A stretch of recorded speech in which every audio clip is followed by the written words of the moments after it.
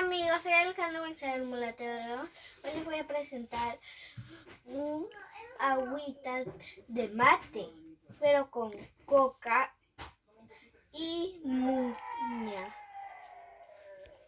Lo que necesitamos para hacer mi mate con coca y muña es agua hervida, un vasito, panela y mi coca y muña. Primero echamos el agua hervida con cuidado porque quema.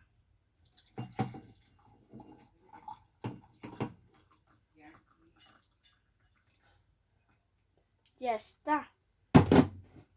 Ahora le echamos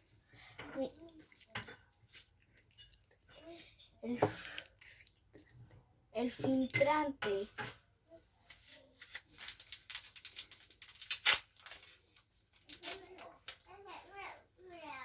Y el filtrante va a ir dentro del vaso.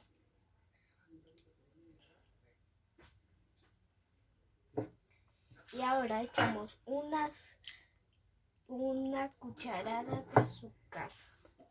Digo de panela.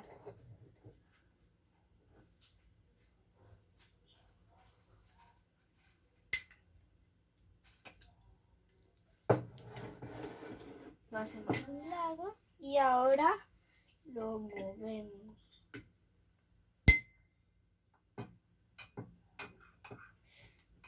Pero primero agarremos esto para que no se mueva, si no se va a amarrar.